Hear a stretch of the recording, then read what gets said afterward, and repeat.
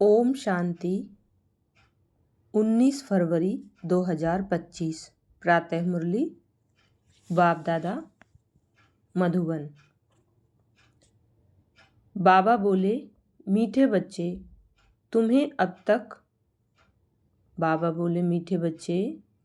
अब तक जो कुछ पढ़ा है उसे भूल जाओ।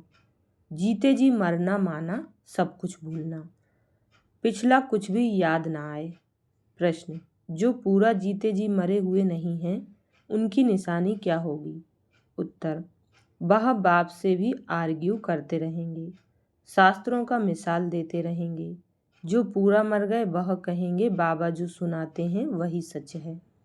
हमने आधा कल्प जो सुना वह झूठ ही था, इसलिए अब उसे मुख पर भी ना लाएं। बाप ने कहा है, हियर नो ईविल। गीत बजा है, ओम नमः शिवाय। ओम शांति। बच्चों को समझाया गया है, जब शांति में बिठाते हो जिसको नेष्ठा अक्षर दिया है, यह ड्रिल कराई जाती है। अब बाप बैठ रूहानी बच्चों को समझाते हैं कि जो जीते जी मरे हैं कहते हैं हम जीते जी मर चुके हैं।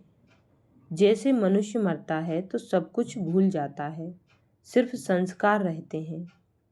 अभी तुम भी बाप का बनकर दुनिया से मर गए हो। बाप कहते हैं तुम्हारे में भक्ति के संस्कार थे, अब वह संस्कार बदल रहे हैं, तो जीते जी तुम मरते हो ना। मरने से मनुष्य पड़ा हुआ सब कुछ भूल जाता है, फिर दूसरे जन्म में नए सिरे पढ़ना होता है। बाप भी कहते हैं तुम जो कुछ पढ़े हुए हो वह भूल जाओ, तुम तो बाप के बने हो ना। मैं तुमको नई बात सुनाता हूँ, तो अब वेद शास्त्र ग्रंथ जप तप आदि यह सब बातें भूल जाओ। इसीलिए कहा है, hear no evil, see no evil. यह तुम बच्चों के लिए है। कई बहुत शास्त्र आदि पढ़े हुए हैं, पूरा मरे नहीं हैं, तो फालतू आर्ग्यू करेंगे। मर गए फिर कभी आर्ग्यू नहीं करेंगे, कहेंगे बाप ने जो भी सुनाया है वही सच है, बाकी बातें हम मुख पर क्यों लाएं? बाप कहते हैं यह मुख में लाओ ही नहीं, हियर नो ईविल। बाप ने डायरेक्शन दिया ना, कुछ भी सुनो नहीं, बोलो अभी हम ज्ञान सागर के बच्चे बने हैं, तो भक्ति क्यों याद करें? तो भक्ति को क्यों याद करें? हम एक भगवान को ही याद करते हैं। बाप ने कहा है भक्ति मार्ग को भूल जाओ। मैं तुमको सहज बात सुनाता हूँ कि मुझ बीज को याद करो तो झाड़ सारा बुद्धि में आ ही जाएगा। तुम्हारी मुख्य है गीता, गीता में ही भगवान की समझानी है। अब यहाँ है नई बातें। नई बात पर हमेशा ज़्यादा ध्यान दिया जाता है भी बड़ी सिंपल बात। सबसे बड़ी बात है याद करने की।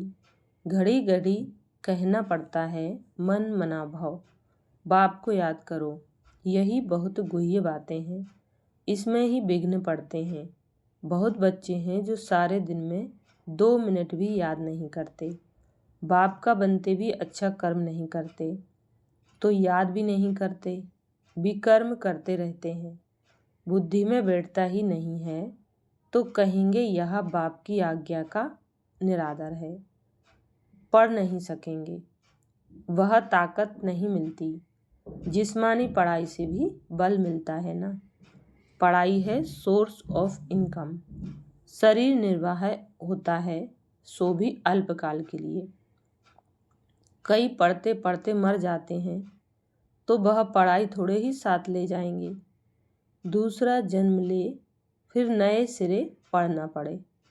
यहाँ तो तुम जितना पढ़ेंगे वह साथ ले जाएंगे, क्योंकि तुम प्रारब्ध पाते हो दूसरे जन्म में। बाकी तो वह सब है ही भक्ति मार्ग। क्या क्या चीज़ें हैं यह कोई नहीं जानते। रूहानी बाप तुम रूहों को बैठ ज्ञान देते हैं। एक ही बार बाप सुप्रीम रूह आकर रूहों को नॉलेज देते हैं, जिससे विश्व के मालिक बन जाते। भक्ति मार्ग में स्वर्ग थोड़े ही होता है, अभी तुम धनी के बने हो।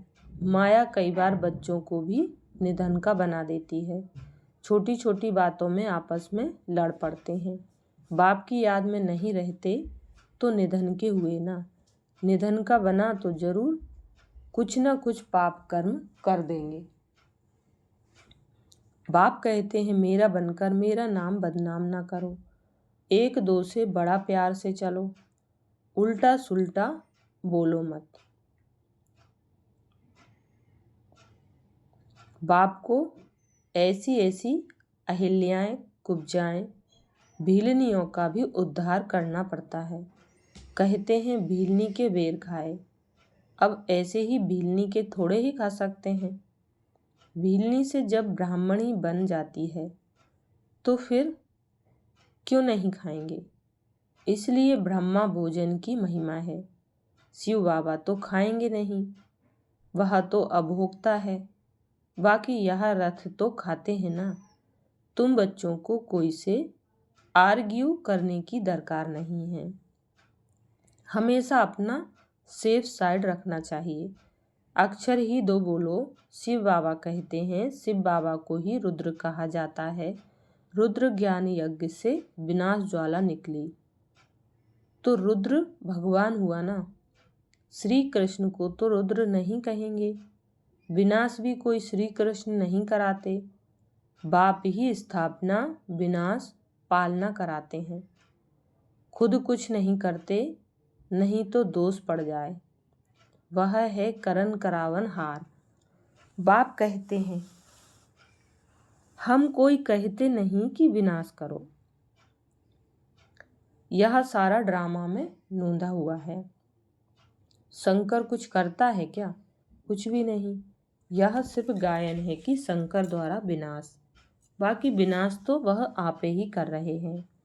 यह अनादि बना हुआ ड्रामा है जो समझाया जाता है। रचयिता बाप को ही सब भूल गए हैं। कहते हैं गॉड फादर रचयिता है, परंतु उनको जानते ही नहीं।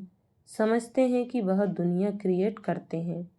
बाप कहते हैं मैं क्रिएट नहीं करता हूँ, मैं चेंज करता हूँ।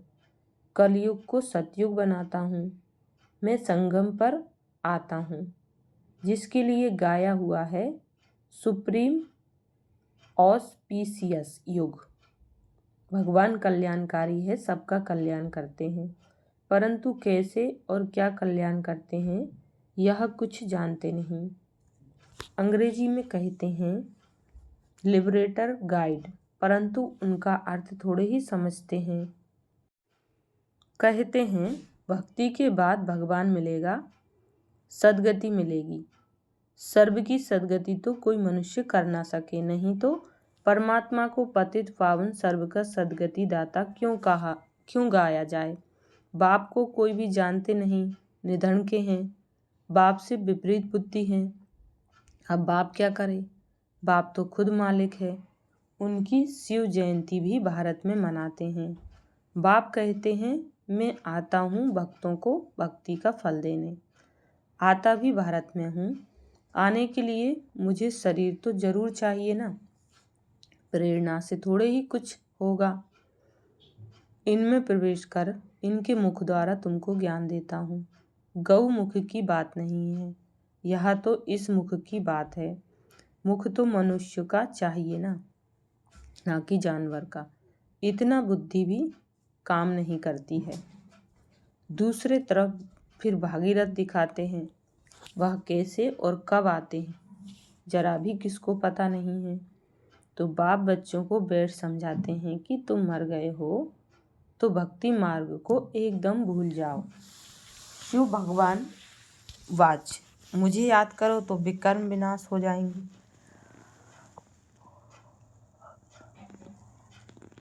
मैं ही पतित पावन हूँ। तुम पवित्र हो जाएंगे फिर सबको ले जाऊंगा। मैसेज घर घर में दो। बाप कहते हैं मुझे याद करो तो विकर्म विनाश होंगे। तुम पवित्र बन जाएंगे। विनाश सामने खड़ा है। तुम बुलाते भी हो हे पतित पावन आओ। पतितों को पावन बनाओ। राम राज्य स्थापन करो। रावण राज्य से मुक्त करो। वह हर एक अपने अपने लिए कोशिश करते हैं। बाप तो कहते हैं मैं आकर सर्व की मुक्ति करता हूँ। सभी 5 विकारों रूपी रावण की जेल में पड़े हैं। मैं सर्व की सद्गति करता हूँ। मुझे कहा भी जाता है दुख हरता सुख करता। राम राज्य तो जरूर नई दुनिया में होगा। तुम पांडवों की अभी है प्रीत बुद्धि, कोई कोई की तो फौरन प्रीत बुद्धि बन जाती है, कोई कोई की आहिस्ते आहिस्ते प्रीत जुटती है। कोई तो कहते हैं बस हम सब कुछ बाप को सरेंडर करते हैं, सिवाय एक के दूसरा कोई रहा ही नहीं। सबका सहारा एक गॉड ही है। कितनी सिंपल से सिंपल बात है। बाप को याद करो और चक्र को याद करो तो चक्रवर्ती राजा रानी बनेंगे। यह स्कूल ही है विश्व का मालिक बनने का। तब चक्रवर्ती राजा नाम पड़ा है। चक्र को जानने से फिर चक्रवर्ती बनते हैं। यह बाप ही समझाते हैं। बाकी आर्ग्यू कुछ भी नहीं करनी है। बोलो भक्ति मार्ग की सब बातें छोड़ो। बाप कहते हैं सिर्फ मुझे याद करो। मूल बात ही यहाँ है। जो तीव्र पुरुषार्थी होते हैं वह जोर से पढ़ाई में लग जाते हैं। जिनको पढ़ाई का शौक होता है वह सवेरे उठकर पढ़ाई करते हैं। भक्ति वाले भी सवेरे उठते हैं। नौधा भक्ति कितनी करते हैं। जब सिर काटने लगते हैं तो साक्षात्कार होता है। यहाँ तो बाबा कहते हैं यह साक्षात्कार भी नुकसानकारक है। साक्षात्कार में जाने से पढ़ाई और योग दोनों बंद हो जाते हैं। टाइम वेस्ट हो जाता है। इसलिए ध्यान आदि का शौक तो बिल्कुल नहीं रखना है। यह भी बड़ी बीमारी है जिससे माया की प्रवेशता हो जाती है। जैसे लड़ाई के समय न्यूज़ सुनाते हैं तो बीच में ऐसी कुछ खराबी कर देते हैं जो कोई सुन ना सके। माया भी बहुतों को विघ्न डालती है। बाप को याद करने नहीं देती है। समझा जाता है इनकी तकदीर में विघ्न है। देखा जाता है कि माया की प्रवेशता तो नहीं है। बेकायदे तो नहीं कुछ बोलते हैं तो फिर झट बाबा नीचे उतार देंगे। बहुत मनुष्य कहते हैं इसको हमको सिर्फ साक्षात्कार हो तो इतना सब धन माल आदि हम आपको दे देंगे। बाबा कहते हैं यह तुम अपने पास ही रखो। भगवान को तुम्हारे पैसे की क्या दरकार रखी है।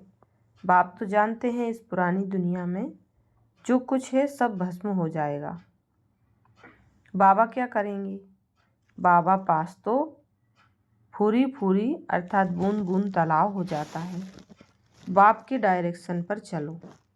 हॉस्पिटल कम यूनिवर्सिटी खोलो जहाँ कोई भी आकर विश्व का मालिक बन सके। 3 पैर पृथ्वी में बैठ तुमको मनुष्य को नर से नारायण बनाना है, परंतु 3 पैर पृथ्वी के भी नहीं मिलते हैं। बाप कहते हैं मैं तुमको सभी वेदों शास्त्रों का सार बताता हूँ। वह शास्त्र हैं सब भक्ति मार्ग के। बाबा कोई निंदा नहीं करते हैं। यह तो खेल बना हुआ है। यह सिर्फ समझाने के लिए कहा जाता है तो फिर भी खेलना। खेल की हम निंदा नहीं कर सकते हैं। हम कहते हैं ज्ञान सूर्य ज्ञान चंद्रमा तो फिर वह चंद्रमा आदि में जाकर ढूंढते हैं। वहाँ कोई राजाई रखी है क्या। जापानी लोग सूर्य को मानते हैं। हम कहते हैं सूर्यवंशी वह फिर सूर्य की बैठ पूजा करते हैं, सूर्य को पानी देते हैं। तो बाबा ने बच्चों को समझाया है कोई बात में जास्ती आर्ग्यू नहीं करनी है। बात ही एक सुनाओ। बाप कहते हैं मामेकम याद करो तो पावन बनेंगे। अभी रावण राज्य में सभी पतित हैं, परंतु अपने को पतित कोई मानते थोड़े ही हैं। बच्चे तुम्हारी एक आँख में शांति धाम, एक आँख में सुख धाम, बाकी इस दुख धाम को भूल जाओ। तुम हो चैतन्य लाइट। हाउस। अभी प्रदर्शनी में भी नाम रखा है भारत दी लाइट हाउस, लेकिन वह कोई थोड़े ही समझेंगे। तुम अभी लाइट हाउस हो ना। पोर्ट पर लाइट हाउस स्टीमर को रास्ता बताते हैं। तुम भी सबको रास्ता बताते हो मुक्ति और जीवन मुक्ति धाम का। जब कोई भी प्रदर्शनी में आते हैं तो बहुत प्रेम से बोलो, गॉड फादर तो सबका एक है ना। गॉड फादर या परम पिता कहते हैं कि मुझे याद करो तो जरूर मुख द्वारा कहेंगे ना। ब्रह्मा द्वारा स्थापना। हम सब ब्राह्मण ब्राह्मणियाँ हैं, ब्रह्मा मुख वंशावली। तुम ब्राह्मणों की वह ब्राह्मण भी महिमा गाते हैं। ब्राह्मण देवताए नमः। ऊंचते ऊंच है ही एक बाप। वह कहते हैं मैं तुमको ऊंचते ऊंच राजयोग सिखाता हूँ, जिससे तुम सारे विश्व के मालिक बनते हो। वह राजाई तुमसे कोई छीन ना सके। भारत का विश्व पर राज्य था। भारत की कितनी महिमा है। अभी तुम जानते हो कि हम श्रीमत पर यह राज्य स्थापन कर रहे हैं। अच्छा, मीठे मीठे स्किल दे बच्चों प्रति माता पिता बाप दादा का याद प्यार और गुड मॉर्निंग। रूहानी बाप की रूहानी बच्चों को नमस्ते। हम रूहानी बच्चों की रूहानी माता पिता बाप दादा को याद प्यार, गुड मॉर्निंग और नमस्ते। धारणा के लिए मुख्य सार। पहली पॉइंट, तीव्र पुरुषार्थी बनने के लिए पढ़ाई का शौक़ रखना है। सवेरे सवेरे उठकर पढ़ाई पढ़नी है। साक्षात्कार की आस नहीं रखनी है, इसमें भी टाइम वेस्ट जाता है। दूसरी पॉइंट है शांति धाम और सुख धाम को याद करना है, इस दुख धाम को भूल जाना है। किसी से भी आर्ग्यू नहीं करनी है। प्रेम से मुक्ति और जीवन मुक्ति धाम का रास्ता बताना है। वरदान दिया बाबा ने, सदा सुखों के सागर में लवलीन रहने वाले अंतर्मुखी भाव। डिटेल है, कहा जाता अंतर्मुखी सदा सुखी। जो बच्चे सदा अंतर्मुखी भाव का वरदान प्राप्त कर लेते हैं वह बाप समान सदा सुख के सागर में लवलीन रहते हैं। सुखदाता के बच्चे स्वयं भी सुखदाता बन जाते हैं। सर्व आत्माओं को सुख का ही खजाना बांटते हैं। तो अब अंतर्मुखी बन ऐसी संपन्न मूर्ति बन जाओ जो आपके पास कोई भी किसी भी भावना से आए अपनी भावना संपन्न करके जाए। जैसे बाप के खजाने में आप प्राप्त कोई वस्तु नहीं, वैसे आप भी बाप समान भरपूर बनो। स्लोगन है, रूहानी शान में रहो तो कभी भी अभिमान की फीलिंग नहीं आएगी। अव्यक्ति सारे हैं, एकांत प्रिय बनो और एकता एकाग्रता को अपनाओ।